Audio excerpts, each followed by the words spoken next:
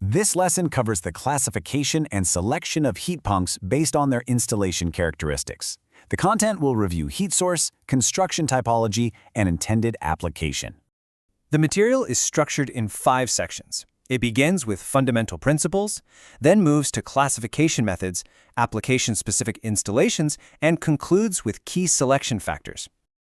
This first section establishes the basic operational definition of a heat pump, which is the core principle for all subsequent topics. A heat pump is defined as a reversible refrigeration machine that transfers thermal energy between 2 reservoirs, a heat source, from which heat is extracted, and a heat sink, to which heat is delivered. The primary method for classifying heat pumps is based on the media used for the heat source and the heat sink. This classification uses source-to-sink nomenclature. The first term designates the heat-donating medium, and the second designates the heat-receiving medium. An air-to-water system, for example, abbreviated as A2W, absorbs thermal energy from outdoor air and transfers it into a water circuit. In building services, 4 media are typically used for source and sink duties: outdoor air, water, brine from ground loops, and indoor or exhaust air. Each medium has a distinct temperature bandwidth and operational profile, which are critical factors in system design. Air source systems demonstrate high sensitivity to climate. Their efficiency fluctuates with seasonal temperature swings, and they require energy-consuming defrost cycles at temperatures below approximately 7 degrees Celsius. In contrast, ground source systems utilize stable underground temperatures, which provides consistent performance and efficiency year-round without the need for defrosting. A secondary classification method differentiates heat pumps based on their physical construction, specifically between monoblock and split configurations. Heat pumps are constructed as either monoblock units or split systems. In a monoblock unit, the entire refrigerant circuit is factory sealed within a single outdoor casing, and only hydronic pipework is connected on-site.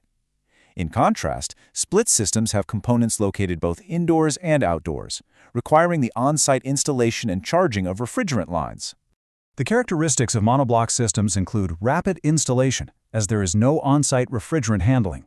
The factory-sealed design reduces leak risk, simplifies retrofits into existing hydronic systems, and minimizes the regulatory burden related to fluorinated greenhouse gases for the installer. Split systems accommodate long pipe runs and can support multiple indoor units from a single outdoor unit. This configuration enables precise thermal zoning for different areas and makes these systems suitable for complex building layouts or applications that demand higher capacities. The selection of a heat pump type is directly linked to the scale, use, and thermal demands of the specific building application. For single-family homes, system selection generally prioritizes ease of installation, a compact footprint, and low maintenance. In this sector, which has typical loads from 3 to 15 kilowatts, air-to-air split systems and air-to-water monoblock systems are common. Key constraints guiding the selection include local acoustic regulations, the physical space available for the outdoor unit, and the need for reliable frost protection in colder climates. In larger-scale commercial applications, there are often simultaneous heating and cooling demands. For these cases, systems with energy recovery capabilities are a primary consideration. For facilities with thermal loads ranging from 100 kilowatts to 1 megawatt, common solutions include variable refrigerant flow, or VRF systems with heat recovery, as well as water-to-water and brine-to-water geothermal systems. These installations are engineered to manage complex loads by prioritizing energy recovery and precise zoning. The final selection of a system involves a methodical evaluation of several practical and economic factors. A comparison of heat pump source types reveals distinct trade-offs. Air source systems have minimal site constraints and low regulatory complexity, but are highly sensitive to climate. Ground source systems have low climate sensitivity and acoustic impact, but involve significant site work and higher initial costs. Water source systems present a moderate profile across most factors.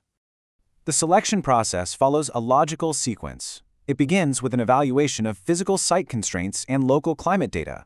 This is followed by an assessment of acoustic regulations and permitting complexity. The process concludes with a full lifecycle cost analysis to determine the most economically viable solution over the system's operational lifetime.